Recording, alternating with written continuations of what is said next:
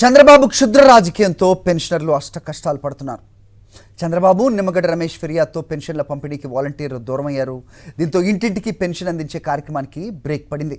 EC ఆదేశాలతో pension మొత్తాన్ని కూడా బ్యాంకు ఖాతాల్లో జమ చేసింది ప్రభుత్వం. పెన్షన్ తీసుకునేందుకు బ్యాంకుల దగ్గర పెన్షనర్లు పాట్లు పడుతున్నారు. రాష్ట్ర వ్యాప్తంగా కూడా బ్యాంకుల దగ్గర పెన్షన్లు బారులు తీరుతున్నారు. చంద్రబాబు దురుద్దేశపూర్వకంగా వ్యవహరించకపోతే ఇంటి దగ్గరే పెన్షన్ తీసుకునేవారని పెన్షన్ లబ్ధిదారులు చెబుతున్నారు. గడప ముంగిటే పెన్షన్ అందించే జగనే మళ్ళీ రావాలని వాళ్ళంతా ముక్త కంఠంతో చెబుతున్నారు. ఇదే అంశంపై మరిన్ని అప్డేట్స్ మా కరెస్పాండెంట్ సతీష్ అందిస్తారు. సతీష్ చెప్పండి. సో మనం నిన్న కూడా మాట్లాడాం. పోయిన నెలలో 39 మంది, సో మొన్న 2 అలాగే నిన్న 4 కూడా చనిపోయిన పరిస్థితి ఏ రకంగా చూస్తున్నారు? వృద్ధులు, వికలాంగులు నిజంగా చాలా ఇబ్బందులు పడుతున్నారు.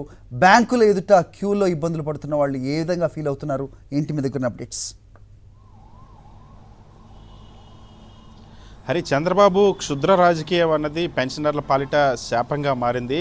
గత నెలలో చంద్రబాబు చేసినటువంటి నిర్వాహకం వల్ల, చంద్రబాబు చేసినటువంటి ఫిర్యాదుల వల్ల, తన అనుచరుడైనటువంటి నిమ్మగడ్డ రమేష్ కుమార్తో చేసినటువంటి ఫిర్యాదుల వల్ల పెన్షనర్లు సచివాలయాల దగ్గరికి వెళ్ళి పెన్షన్ తీసుకోవడం వల్ల 39 మంది మరణించారు. ఈ నెలలో కూడా ఇప్పుడు మళ్ళీ చంద్రబాబు ఫిర్యాదు చేసి బ్యాంకులో డిపాజిట్లు చేయించాలి, నేరుగా నగదు బదిలీ చేయించాలని చెప్పి ఇంటింటికి పెన్షన్ ఇవ్వద్దంటూ నిమ్మగడ్డ రమేష్ కుమార్, పురంధేశ్వరి ఇచ్చినటువంటి ఫిర్యాదులు, అదేవిధంగా చంద్రబాబు ఇచ్చిన ఫిర్యాదుల వల్ల ఇప్పుడు డీబీటీ విధానంలో అమలు చేసి ఇప్పుడు ఆ డబ్బులు అయితే జమ అయిపోయినాయి. మొత్తం దాదాపుగా 48,92,503 మందిలో నిన్న సాయంత్రానికి 48,17,718 మంది ఖాతాల్లో పెన్షన్ అమౌంట్ అంతా కూడా డిపాజిట్ అయింది. మరొకవైపు ఇంటింటికి ఎవరైతే ఆ వికలాంగులు కానీ, ఆ బెడ్ రిడెన్ పేషెంట్స్ కానీ వీళ్ళందరూ ఉంటారో వీళ్ళకి బ్యాంక్ ఖాతాలు లేని వాళ్ళకి 15,13,752 మందికి ఆ పెన్షన్ ఇంటికి వెళ్ళి అందించినటువంటి పరిస్థితి. అయితే ఇప్పుడు ఈ డిపాజిట్ అయినటువంటి బ్యాంకుల్లో జమ అయినటువంటి డబ్బుల్ని డ్రా చేసుకోవడం అనేది పెన్షనర్లకి పెద్ద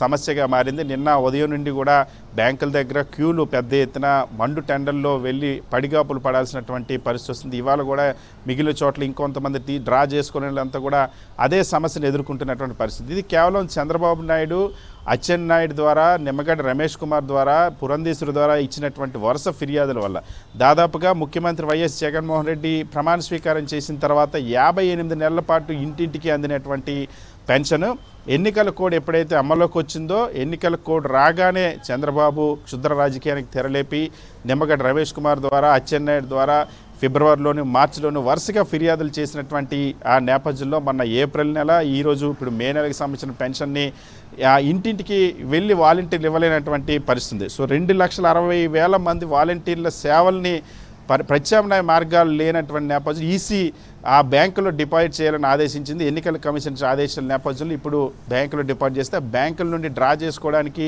చంద్రబాబు చేసినటువంటి క్షుద్ర రాజకీయం వల్ల అవస్థలు పడుతున్నటువంటి పరిస్థితి హృదయ విదారకంగా ఆ దృశ్యాలు కనిపిస్తున్నాయి. వాళ్ళ బాధ అన్నది వర్ణనాతీయంగా మారింది. Hari, right Satish, thanks for the inputs. మా నమ్మకం నువ్వే జగన్, మా నమ్మకం నువ్వే జగన్, మా నమ్మకం నువ్వే జగన్.